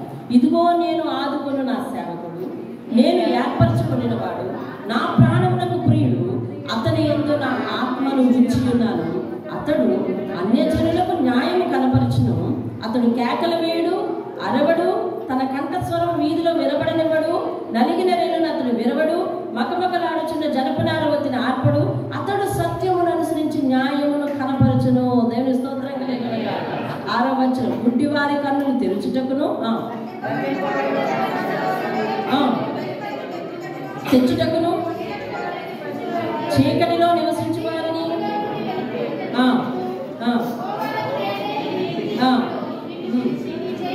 నీ చేయి పట్టుకుని ఉన్నాను, నిన్ను కాపాడి ప్రజల కొరకు నిబంధనగా అన్యజనులకు వెలుగుగా నిన్ను నియమించి ఉన్నాను. దేవుని స్తోత్రం కలుగును గాక. యెహోవానగు నేనే, ఇదే నా నామము, మరి ఎవరికి నీ నా మహిమ నేను ఇచ్చేవాడను కాను అని దేవుడు వాగ్దానం చేస్తున్నాడు. దేవుని స్తోత్రం. ఇక్కడ యేసుని గురించిన ప్రవచనం మళ్ళీ ఇక్కడ ఉంది. గుడ్డివారి కన్నులు తెరుచుటకు, బంధింపబడిన వారిని చెరసాలలో చూపించుటకు, ఇదిగో నేను ఏర్పరచుకునే సేవకుడు అని పైన మాట్లాడుతున్నారు చూసారా? అది ఎవరు ప్రవచనం చెప్పమంటున్నారు? యెహోవా ఎవరికి చెప్పమంటున్నాడు? యెషయాకు ప్రవచించమంటున్నాడు. ఎవరిని గురించి? యేసుని గురించి. దేవుని స్తోత్రం కలుగు. 40వ అధ్యాయం నుంచి, బైబిల్లో 40వ పుస్తకం ఏమిటది? మత్తయి. మత్తయి దేవుని గురించి వివరిస్తుంది, క్రీస్తు జననం గురించి, క్రీస్తు సేవ గురించి, క్రీస్తు యొక్క మనస్తత్వం గురించి, గుణ లక్షణాల గురించి వివరిస్తుంది. అలాగే యెషయా గ్రంథంలో 66 అధ్యాయాలలో 40వ అధ్యాయము యేసుని గురించిన వివరించిన మత్తయి సువార్తను పోలి ఉంది. దేవుని స్తోత్రం కాదు. ఇంకా అక్కడి నుంచి లూకా, అక్కడి నుంచి మార్కు, లూకా, యోహాను అవన్నీ కూడా ఎవరి గురించి వివరిస్తున్నాయండి? దేవుని గురించి, యేసయ్య గురించి సువార్తలు చేస్తున్నాయి. అక్కడి నుంచి 41, 42, ఇప్పుడు 42 కూడా యేసుని గురించి వివరిస్తుంది. చూడండి, దేవుని స్తోత్రం కలుగునుగా. ఇదిగో నేను ఆదుకుని నేను ఏర్పరచుకుని వాడు, నా ప్రాణానికి ప్రియుడు, అతని యందు నా ఆత్మను ఉంచి ఉన్నాను. ఇప్పుడు యేసు యందు ఉన్నది ఎవరి ఆత్మ? అదిగో ఆయన ఆత్మే శరీరధారి అయి వచ్చింది అని అంటే మనకు నమ్మబుద్ధి కాలేదేమో. ఇదిగో దేవుని వాక్యం ఏమని చెప్తుంది? అతనిలో నా ఆత్మను ఉంచుతున్నాను. దేవుని స్తోత్రం. అతనిలో ఎవరి ఆత్మను ఉంచుతున్నాను? నిజంగా ఇవి యెహోవా మాట్లాడంటారా? అయితే చూడండి, అవునో కాదు. 5వ వచనం, ఆకాశములను సృజించి వాటిని విశాలపరచి, వినండి, ఆకాశములను సృజించి వాటిని విశాలపరచి భూమిని అందులో పుట్టిన సమస్తమును పరచి దాని మీదనున్న జనులకు ప్రాణమును దానిలో నడుచు వారికి జీవాత్మను ఇచ్చుచున్న దేవుడేని యెహోవా చెప్తున్నాడు ఈ మాట. ఇవన్నీ ఎవరు మాట్లాడిన మాట్లాడి? దేవుడు మాట్లాడిన మాట. ఎవరికి చెప్పాడు ప్రవచనాన్ని? ఎవరి గురించి ప్రవచించమంటున్నాడు? యేసయ్య గురించి ప్రవచించమంటున్నాడు. ఆ ఆత్మ ఎవరిది అంటున్నాడు? దేవుడని యెహోవాదే అంటా ఉన్నాడు. అది భూమి మీదకి వచ్చినప్పుడు ఏం జరుగుతుందట? గుడ్డి వారి కన్నులు తెరవబడతాయట, బంధింపబడిన జీవితాలు విడుదల పొందుతాయట. యేసు వచ్చిన తర్వాత ఎన్ని జీవితాలు ఆనందింపబడ్డట్టు మత్తయి సువార్తలో రాసి ఉంటాయి. ఎన్ని అద్భుత కార్యాలు, ఎన్ని మహత్ కార్యాలు, ఎన్ని ఆశ్చర్య కార్యాలు అండి. గుడ్డి వారికి చూపు వచ్చింది, గుడ్డి వారు నడిచారు, చెవిటి వారు విన్నారు. ఏమండి, పాడైన జీవితాలు, రోత జీవితాలు, ఏమండి, వారి జీవితాలకు అర్థం లేదు అసలు. చింపిన విస్తరాకు లాంటి జీవితాలు ఎన్నో కట్టబడ్డాయి ఆయన పాదాల దగ్గర. దేవుని స్తోత్రం, హల్లెలూయా. అదే బంధింపబడే జీవితం. ఏ బంధం? పాప బంధం. పాపములో బంధింపబడిన వారిని ఆయన ఏం చేశాడంటండి? చెరసాల నుంచి వెలుపలికి తీసుకొచ్చాడంటండి. దేవుని స్తోత్రం. పాపము చెరసాల అయి వారి చుట్టుకుని ఉంటే దేవుడు దానిలో నుంచి, చెరసాల తలుపును బద్దలు కొట్టి దానిలో నుంచి తీసుకుని వచ్చాడు. దేవుని స్తోత్రం కలుగుతాడు. ఇదే వచనం మత్తయి సువార్త 4:16 చూడు. మత్తయి సువార్త 4:16.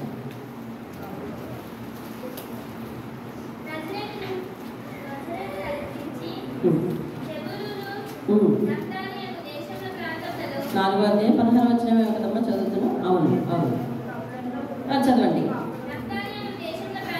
ప్రాంతములలో సముద్ర తీరమందరి కపెర్నహూముకు వచ్చి కాపురం ఉండను.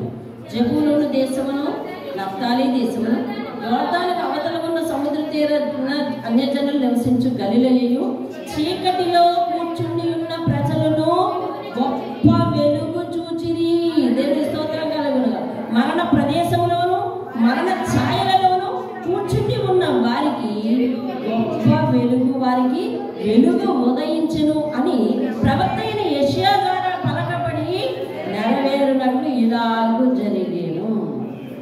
అర్థమైందండి? యెషయా ప్రవచనం నెరవేరు. చూస్తున్నారు కదా మీరు అక్కడ. ఏమండి, గుడ్డి వారికి కన్నులు ఇచ్చుటకును, చదవండి అది ఒకసారి. కన్నులు తెరుచుటకును, బంధింపబడిన వారికి చెరసాలలో వెలుపలికి తెచ్చుటకును, చీకటిలో నివసించు వారిని బందీ గృహంలో వెలుపలికి తెచ్చుటకును యెహోవానగు నేనే నీతి విషయంలో నిన్ను పిలిచి నీ చేయి పట్టుకుని ఉన్నాను. దేవుని స్తోత్రం కలుగునుగాక. హల్లెలూయా. నీ చేయి పట్టుకొని ఉన్నాను. దేవుని స్తోత్రం కలుగునుగాక. దేవుడు పిలిచిన పిలుపు మనం అర్థం చేసుకోవాలి. దేవుడు మనల్ని ఎందుకు పిలుస్తున్నాడు అని అంటే మన జీవితాలను మార్చడానికి. ఈ లోకంలో ఏ దేవుడు కూడా మనకు అటువంటి భరోసా ఇవ్వలేదు. నీ జీవితాన్ని నేను మారుస్తాను అని భరోసా ఇవ్వలేదు. ఆయన అంటున్నాడు, నీ జీవితాన్ని ఎలా నడిపించుకొని ఏ త్రోవలో వెళ్ళాలో, ఏ త్రోవలో వెళ్ళక తడుక్కునేవాడిని ఏమంటామండి? గుడ్డివాడు అంటాం. కొంతమంది జీవితాలు ఎలా గడుపుకోవాలో ఆలోచన లేదు, చెప్పలేదండి. ఎవరు ఆలోచన చెప్పేవారు లేరు. అసలు వాడి దగ్గరికి వచ్చి ఆలోచన చెప్తే నాకేంటి లాభం? వాడు ఎందుకు పనికొస్తాడు? ఒక పనికి రాని వాడిని ముద్ర వేసిన జీవితాలు ఎన్నో ఉన్నాయి. వీళ్ళు పనికిరాడు, వీళ్ళకి ఏ ఆలోచన చెప్పకూడదు, వీళ్ళ జోలి మనకెందుకు పనికిరాడు అని అనుకున్న వారి జీవితాలు ఎన్నో ఉన్నాయి. వారు ఈ లోకంలో ఎలాగ జీవిస్తున్నారు అంటే గుడ్డి వారిలా జీవిస్తున్నారు. ఎందుకంటే వాళ్ళకి తోచిందే వేదం. వాళ్ళు ఏదనుకుంటున్నారో అదే చేస్తున్నారు. ఏమో, ఎందుకంటే ఇది మంచి, ఇది చెడు, ఇలా చేయకూడదు ఆయన, అలా చేయకూడదు ఆయన అని చెప్పేవారు ఎవరు కూడా వాళ్ళకి లేదు. కానీ దేవుడు అటువంటి వారి జీవితాన్ని ఏం చేస్తాడంటే వెలిగిస్తాడంట. దేవుని స్తోత్రం. హల్లెలూయా. బ్రదర్ యేసన్న గారి గురించి మీరు వినే ఉంటారు కదా. యేసన్న గారు తెలుసు కదా మీకు అండి. బహు ఆత్మపూర్ణుడు. నిజంగా ఆయన జీవితం ఎట్లా ఉండేదంటే తెలుసండి. 11 సంవత్సరాలు 10 సంవత్సరాలు పిల్లడప్పుడు పడుతుంది చూడే తిరుగుతుండేవాడు. అతని వికారమైన చేష్టలకు పేరెంట్స్ వదిలిపెట్టేశారు. వీధుల్లో అటు ఇటు తిరుగుతుండి పెంట కుప్పల దగ్గర లేకపోతే చెత్త కుప్పల దగ్గర ఈ ఎంగిలాకులు వేసేస్తారు కదండి. ఆ ఎంగిలాకులు ఏర్పడి తింటా ఉండేవాడు.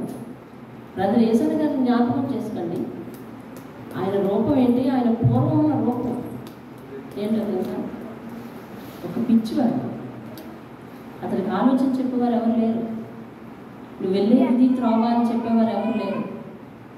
నువ్వు ఇలా వెళ్ళకూడదు, ఇలా శుభ్రంగా ఉండాలని చెప్పేవారు ఎవరు లేరు. కన్న తల్లి కడుపుకి అతను భారం అయిపోయాడు. కన్న తండ్రి కడుపుకి భుజాలకు కూడా భారం అయిపోయాడు. కాబట్టి అటువంటి వాడిని వదిలిపెట్టేశారు. మేము నీతో ఉండలేమయ్యాను. కానీ దేవుడు అతన్ని ఎలా పట్టుకున్నాడో తెలుసా? ఎందుకో అతనినే ప్రపంచానికి ఎత్తి చూపించాలని అనిపించిందేమో ఆయనకు. పెట్టా ఉన్నావా ఇటు విను. ఆమె రోజు కామనే కదా. ప్రేరేపితతో పావుగంటుండి చూసి వెళ్ళండి. ఇప్పుడు వెళ్ళండి.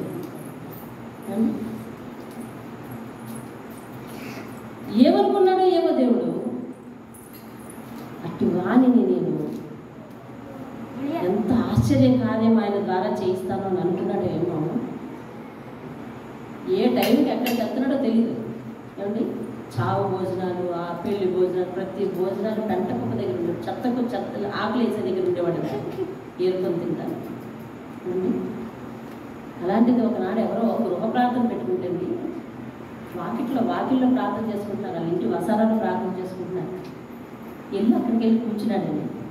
వెనకబట్ట వేసుకుని చూస్తున్నారు.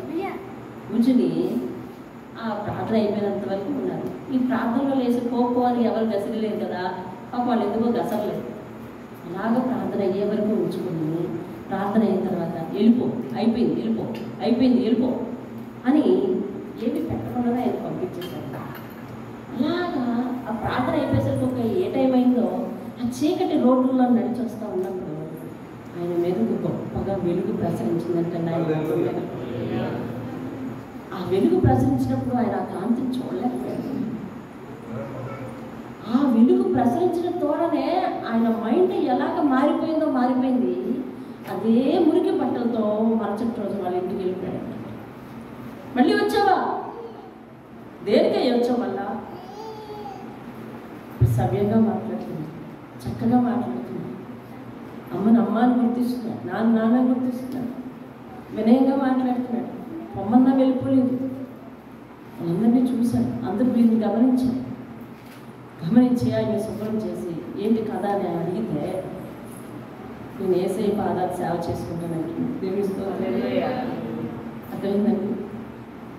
అలాగే ఉంటే అన్నాళ్ళకు ఏది పడితే తింటూ అతని ఆయుష్ 2 సంవత్సరాల్లో ముగిసిపోవచ్చు, 4 సంవత్సరాల్లో ముగిసిపోవచ్చు, 10 సంవత్సరాల్లో ముగిసిపోవచ్చు. కానీ మహానుభావుడు ఇన్ని సంవత్సరాలు జీవించాడు. ఎంతమందిని జీవింపచేశాడు, ఎంతమందిని ఉజ్జీవింపచేశాడు. ఒక నలిగిన రెల్లును దేవుడు పనికొచ్చేలాగా చేశాడు. దేవుడు అద్భుతమైన ప్రేమకు అవధులు లేదు. ఈరోజు యావత్ భారతదేశము, ఆంధ్రప్రదేశ్ కూడా ఒక సేవకుని వైపు ఎత్తి చూస్తుంది. ఆ సేవకుడు ఎవరు కాదు, బ్రదర్ సతీష్ కుమార్. ఆయన చేసే ఉచిత సేవలు కానీ, ఆయన చేసే ఉపకార కార్యక్రమాలు కానీ, ఆయన ఏది కూడా ఆశించకుండా నిస్వార్థంగా చేస్తున్న ఆయన సేవ. అతడు కూడా ఒక యవ్వన కాలంలో పనికి రాకుండా తిరిగాడు. వాళ్ళ అమ్మ ఎన్నోసార్లు తిట్టడానికి కూడా తిట్లు కనపడవరా నాయన కొడుక అని నా కడుపుని చెరకుంటావు, నాకు కనిపించకని చెప్పి. కానీ ఒకనాడు ఇంటిలోది ఏదో పట్టుకెళ్దామని వచ్చిన అతని తల్లి ప్రార్థన ఏడుస్తూ చేస్తున్న ప్రార్థన నిలబడి ఆ ఏడుస్తూ చేస్తున్న ప్రార్థన అలాగా ఏకాంతంగా అలా ఉండి మౌనం ఉండి ఆలకించాడు. కొడుకు మార్పు కొరకు ఆమె కన్నీరు కాచి ప్రార్థన చేస్తుంది. వెంటనే ఆ ప్రార్థన విన్న అతడు మారిపోయాడు. ఆ యవ్వన వయసులోనే ఆయన కొరకు ఎన్ని సందర్భాలలో పడి సేవ చేసి వేళకు బహు జన్మలకు ప్రయోజనకారిగా మారిపోయాడు. దేవుడు పక్షపాతి కాదు. ఎలాంటి వాళ్ళని పైకెత్తాడు చూడు. ఎందుకు బాగా వాళ్ళు సమాజానికి భారమైన వాళ్ళు, కన్న కడుపుకు భారమైన వాళ్ళు, పెంచే భుజాలకు భారమైన వాళ్ళు అతడు ప్రయోజనమైనట్టుగా చేశాడు. దేవుని స్తోత్రంగా. ఏ భుజమైతే భారం అని దించిందో ఆ భుజము నా కొడుకు అని చెప్పుకునేలా చేశాడండి దేవుని. ఆయన దగ్గరకు వస్తే ఓడి జీవితాలు బ్రతుకులు మారుతాయి. ఆయన దగ్గరకు వస్తే ఓదార్పు ఉందండి. ఆయన దగ్గరకు వస్తే బాగుందండి. ఆయన దగ్గరకు వస్తే జీవం ఉందండి. ఆయన దగ్గరకు వస్తే వెలుగుందండి. నేను కూడా నా జీవితం ఎప్పుడు చెప్తానే ఉంటాను. నా జీవితం ఒక అంధకార సంబంధమైన జీవితం. ఏదో చిన్న దీపం గుడి వెలుగులో అలా ఒక చిన్న గుడిలో లేదా అలా ఎట్ల సావిడిచ్చారని చెప్పాను కదా మీకు. గడ్డి వేసి ఎట్ల సావిడిచ్చారు, గడ్డి వేసుకునే సావిడిచ్చారు. ఆ సావిడిలో చిన్న దీపం పెట్టుకుని ఉండేటోళ్ళం అండి మేము. కానీ ఈరోజు దేవుడు ఏ జన్మ ముందైతే మేము అట్లా ఉన్నామో అదే జన్మ ముందు ఉన్నతంగా బ్రతకటానికి, ఆయన సేవకులుగా బ్రతకటానికి ఎప్పుడో నా చదువు కోసం నేను ఏడుస్తుంటే ఆయన ఇచ్చిన వాగ్దానం, నువ్వు నా దాసురాలు అని చెప్పిన వాగ్దానం, మాట ఇచ్చి నెరవేర్చి దేవుని దగ్గరికి నువ్వు వచ్చావండి. వెనక్కి తిరిగిపోవద్దు. మాట ఇచ్చి ఉద్ధరించే దేవుని దగ్గరికి వచ్చావండి. ఎన్నోసార్లు చెప్తా ఉంటాను, నా కళ్ళ ముందు ప్రతిదీ జ్ఞాపకం ఉంటూనే ఉంటాను. నాకు ప్రస్తుత విషయాల్లో మధ్యవరకు వచ్చింది కానీ నా గతం విషయంలో నాకేది మధ్యవరకు లేదు. నా ప్రతి జీవితం నాకు సాక్ష్యం. నా బస్ పాస్ కొరకు మా నాన్న 50 రూపాయల కోసం అప్పుకు తిరిగి తిరిగి తిరిగి ఆఖరికి 10 రూపాయలు వడ్డీకి తెస్తే, వారానికి 10 రూపాయలు వడ్డీకి తెస్తే అది నెల నాటికి 40 రూపాయలు అయి కూర్చుంటే 100 రూపాయలు కట్టవలసిన పరిస్థితి వస్తే ఎన్నో చీవాట్లు ఆయన చేత పడి ఆఖరికి మా నాన్న అది అప్పు తీర్చారు. అలాంటిది ఈరోజు నా కడుపు పుట్టిన కుమార్తెను విదేశాలకు పంపగలిగిన స్తోమత లేకున్నప్పటికీ అనేక మందిని సహాయం చేయించి పంపించాడు. చూసావా, ఉంటే పంపించడం కాదు, అనేక మందిని సహాయకులుగా ఇచ్చి అంటాడు. ఆ వచనం నాకు కనిపిస్తే మీకు చూపిస్తాను. నీ కుమారులకు పాలిచ్చి దాదులను నేను ఏర్పాటు చేస్తానంటాడు దేవుడు. అంటే అర్థం ఏంటో తెలుసా, వారికి ప్రతి అవసరతను తీర్చడానికి మనుషులు నేను ఏర్పాటు చేస్తానంటాడండి దేవుడు. తల్లి అయి ఆదరిస్తాడు, తండ్రి అయి ఆదరిస్తాడు, ఉద్ధరిస్తాడు, బాగు చేస్తాడు, వెలిగిస్తాడు, వెలుతురు ఇచ్చేటట్టు చేస్తాడు. ఆ వెలుతురులోకి అనేక మంది వచ్చేటట్టు చేస్తాడు, నీడనిచ్చేటట్టు చేస్తాడు, ఆ నీడలోకి అనేక మంది వచ్చేటట్టు చేస్తాడు, ఆ నీడను చూసి ఆనందించేటట్టు చేస్తాడు, ఆ వెలుగులో వారి జీవితాలు వెలిగించుకునేటట్టు చేస్తాడు. ఆయన దేనికైనా సమర్థుడు. ఆ బ్రతుకు ఇలాంటిదని బాధపడవలసిన అవసరం లేదు. నేనంటే నువ్వు ఓపిక పట్టుండు, ఉద్ధరిస్తాను నేను జీవితాన్ని. ఆ రోజు మేము పాటించింది ఒకటి, ఓపిక. బ్రతకాలి, చనిపోకూడదు, బ్రతకాలి అని అనుకున్నదే ఈరోజు దేవుడు ఇంతగా ఇదిగో ఈ జీవిత మజిలీలో ఇంకెన్ని ఉన్నాయో నీకు చూపిస్తాను, మీకు చూపిస్తానని నా తల్లిదండ్రులు చేసిన ప్రార్థన. దేవుడు ప్రయాణం చేసి వస్తే ఇవన్నీ చూపించాడా? అక్కడే ముగిస్తాను, చతికిలు పడిపోతానంటే చూపిస్తాడా? చెప్పండి. ప్రయాణం చేసి రావాలి. దేవుని స్తోత్రం. అందుకనే దేవుడు ఆయన యొక్క మాటలు, ఆయన యొక్క మనసు, ఏమండి, ఆయన యొక్క మనసులోని భావాలు చాలా వరకు బైబిల్లో రాసేశారు. కానీ కొన్ని భావాలు సేవకులు మాట్లాడుతున్నప్పుడే ఇస్తాడండి. ఒకనాడు వాక్య పరిచయం చేస్తుంటే, ఇదే గుడ్ ఫ్రైడే దినముల్లో వాక్య పరిచయం చేస్తున్నప్పుడు యెషయాలో 45వ అధ్యాయాన్ని అందరింటికి నేను పట్టుకొచ్చినప్పుడు దేవుడు ఆ ప్రవచనాల్లో నుంచి, ఆ వాక్యంలో నుంచి దేవుడు చెప్తున్నాడు, ఆశీర్వాదం అనేది ఒక మైలురాయి, మైలురాయి, మైలురాయి, మైలురాయి, నడుచుకుంటూ వెళ్ళాలి నువ్వు. ఒక్కొక్క మైలురాయి దగ్గర ఒక్కొక్క ఆశీర్వాదాన్ని దాస్తాడు. ఓపిక తెచ్చుకుని ప్రయాణం చేయాలి, ముందుకు నడవాలి. నేను నడవలేను నాయన అని అనుకోకూడదు. ఒకవేళ నువ్వు అనుకున్న ఆశీర్వాదం మొదటి మైలురాయి దగ్గరే దొరకచ్చు. అంత మాత్రం చేత నేను అడిగింది దేవుడు ఇచ్చేశాడని చెప్పి అక్కడితో ఆగిపోవద్దు. ముందుకు కొనసాగితే ఎన్నో ఎన్నో గొప్ప బహుమానాలు రాస్తాడు. ఒకవేళ నువ్వు అడిగిన ఆశీర్వాదం మొదటి మైలురాయి దగ్గర కనిపించలేదు, రెండవ మైలు దగ్గర కనిపించలేదు, 5వ మైలురాయి దగ్గర కనిపించలేదు, విసిగి వేసారిపోవద్దు. ముందుకు నడిస్తే ఈ నీ ప్రయాసకు కూడా ఆయన బహుమతి ఇవ్వడానికి అది కూడా సిద్ధం చేసి గొప్ప బహుమతిని ఆయన అక్కడ సిద్ధపరుస్తాడు. దేవుని స్తోత్రం. ఆసక్తి కలిగిన మనసులను ఆయన తిప్పి కొట్టడండి. ఆశ కలిగిన మనసులను ఆశ చూపించి నోటి దగ్గర నుంచి తీయడండి. ఆయన సంతృప్తి పరిచే దేవుడండి, తృప్తిపరిచే యెహోవా అండి, మేలులతో తృప్తిపరిచే దేవుడండి. నా సన్నిధికి రండి, నేను మిమ్మల్ని ఏర్పాటు చేసుకుంటాను అంటున్నాడు. ఆయన మందిరంలో ఉన్న మేలు చేత తృప్తి పొందిస్తానని 65వ కీర్తనలో చెప్తా ఉన్నాడు. ఆయన మాటలు తరతరాలు మారాయి, ప్రవక్తలు మారారు కానీ వాళ్ళ పరివారం మారారు కానీ ఆయన వాగ్దానాల సారాంశం మారలేదు. దేవుని స్తోత్రం. కాబట్టి ఆయన కోసం ఎలా జీవించాలో అలాగే జీవించండి. ఇటు తొలగిపోకండి, తిరిగిపోకండి. ఓపిక పట్టండి. శ్రమల్లో ఉన్నారో ఓపిక పట్టండి, ఇబ్బందుల్లో ఇరుకుల్లో ఉన్నారో ఓపిక పట్టండి. ఓపిక పట్టి ముందుకు నడిస్తే నువ్వెంత ఓపికను పే చేస్తున్నావో అంతకంటే రెట్టింపు ఆశీర్వాదం ఆయన ఇస్తాడు. దేవుని స్తోత్రం. హల్లెలూయా. నేనే బ్రతకడానికి లేదు, ఇంకా నా మెడకు మీరు డోలా అని నువ్వు అనుకోవచ్చు ఇప్పుడు. కానీ ఇదిగో నీ జీవితంలో నీ బిడ్డల్ని నీకు ఆశీర్వాద కిరీటంగా మారుస్తాడు. దేవునికి స్తోత్రం. హల్లెలూయా. ఆయన మాట ఇచ్చి తప్పిపోయే దేవుడు కాదు, ఆయన మనసు లేనివాడు కాదు. ఆయన నీ కొరకు నా కొరకు ఓదార్పనివ్వడానికి ఈ లోకానికి వచ్చాడు. దేవుని స్తోత్రం. నా జనులను ఓదార్చండి అంటున్నాడు 40వ అధ్యాయం. దేవునికి స్తోత్రం. మోకరించండి. 41వ అధ్యాయం 10వ వచనం. నీవు నా దాసుడవని నేను ఉపేక్షింపక నిన్ను ఏర్పరచుకుంటున్నాను. నేను నీతో చెప్పి ఉన్నాను, నీకు తోడై ఉన్నాను, భయపడకుండా. నేను నీ దేవుడిని ఉన్నాను, దిగులు పడక నేను నిన్ను బలపరుస్తాను, నీకు సహాయం చేయబడను నేనే. నీతి అన్న రక్షణ హస్తంతో నిన్ను ఆదుకుంటున్నాను.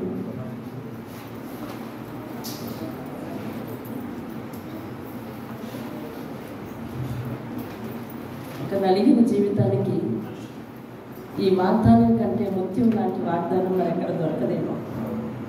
అటువంటి ముత్యం లాంటి వాగ్దానాన్ని దేవుడు నా జీవితంలో 95వ సంవత్సరంలో ఇచ్చాడు. ఈరోజు వింటున్న నీకు కూడా 2025లో నీకు ఇస్తున్నాడు.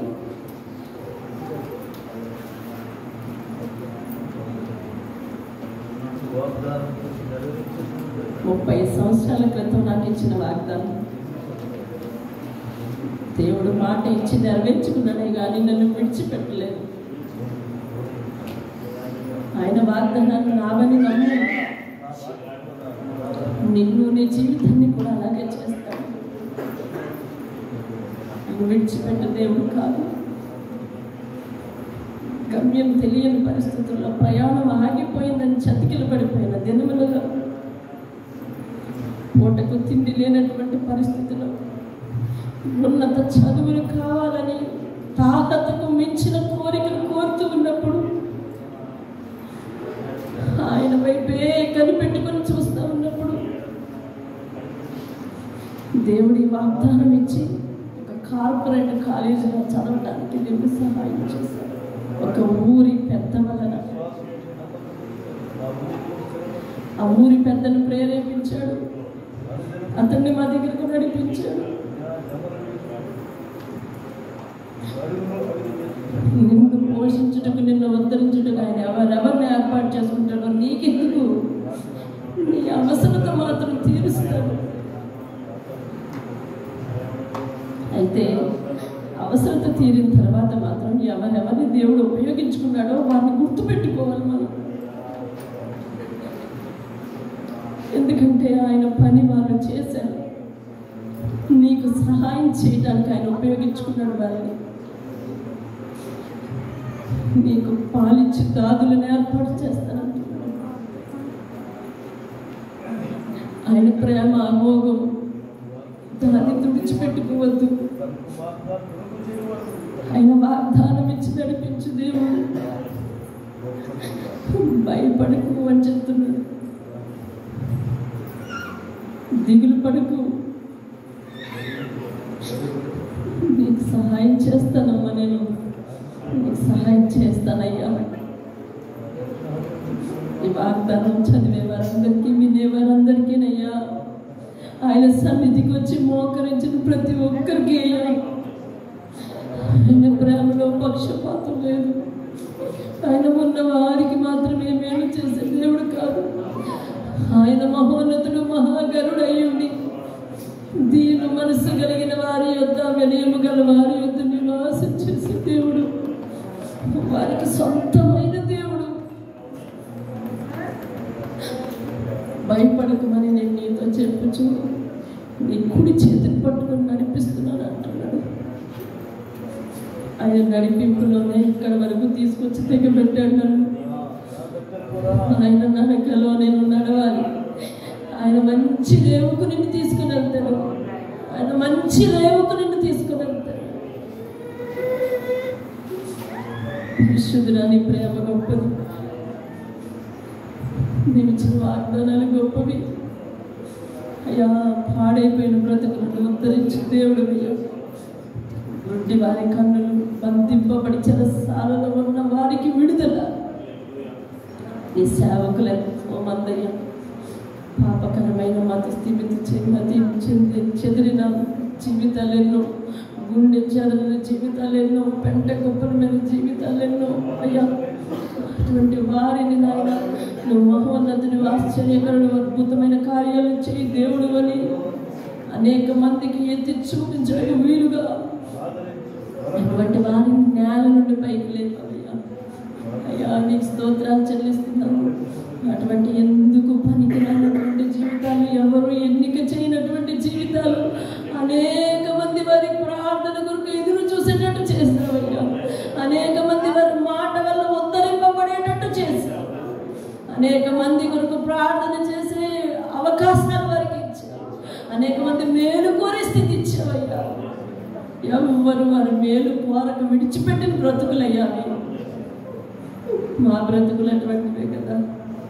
అనేక మంది కొరకు అనేక మందిని దీవించు అని అడగడానికి చేతులు చాపేటట్టు చేసినవయ్యా. నీ దగ్గర చేయి చాపిన వారిని నీవు తృణీకరించిన దేవుడు కాదు. నీ పాదాల దగ్గర ఒరిగిపోవటం, నీ సన్నిధికి వచ్చి మాట్లాడటం మాకు నేర్పండి అయ్యా. ప్రతి ప్రయాణానికి నీ సన్నిధికి వచ్చి మాట్లాడటం, ప్రతి పరిస్థితికి నీ సన్నిధికి వచ్చి మాట్లాడటం, ప్రతి ఆశీర్వాదానికి నీ సన్నిధికి వచ్చి మాట్లాడటం నేర్పండి అయ్యా. నేర్పండి. ఏవి చెప్తే నేర్చుకుంటాను, మీ వాక్యాన్ని చూపిస్తేనే కదా తండ్రి. నా సన్నిధికి వచ్చి మాట్లాడండి అంటున్నావు కదా. ఆ పిలుపుని ప్రతి ఒక్కరూ నేర్చుకోవడానికి సహాయం చేయండి. నాకు ఎటువంటి అవసరం వచ్చినా దేవుని సన్నిధికి వచ్చి మోకరించాలని స్థితి తెచ్చింది. దీవించండి, ఆశీర్వదించండి అయ్యా.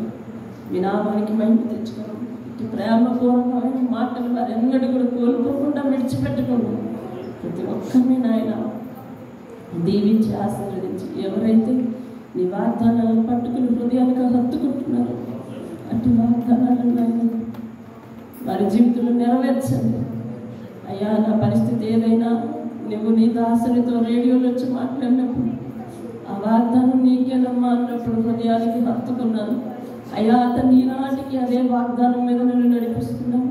అలాగే ఏ వాగ్దానం వారు హత్తుకుంటున్నారో, ఏ వాగ్దానాన్ని పట్టుకుని విశ్వసిస్తున్నారు, ఏ ఆజ్ఞలు పట్టుకుని శిరస వహిస్తున్నారు అయ్యా. అయ్యా నీ మాట వినడానికి ఎంత ఆసక్తి కనపరుస్తున్నారు, వారి జీవితాల్లో అంత అద్భుతమైన బహుమానం వారికి దయచేయమని ప్రార్థిస్తున్నాను. మీ నామానికి మహిమ తెచ్చుకోవాలి. యేసయ్య అతి శ్రేష్టమైన నామము యుక్తురాలైన అయ్యా ప్రతిమానుకుని అడిగి వేడుకుంటున్నాను పర్వతండి. యేసు రక్తమే జయం, శివ రక్తమే జయం. వేసునామని సంపూర్ణ విజయం కలిగిన కాక అపవాది క్రియలకు అనంత నాశనం కలుగుగాక. తండ్రి అయిన దేవుడి ప్రేమ, కుమారుడైన యేసుక్రీస్తు వారి పరిశుద్ధాత్మ కన్యమైన సహవాసం, వాగ్దానం సదా మనకు తోడే నడిపించి ఆశీర్వదించుగాక. ఆమేన్.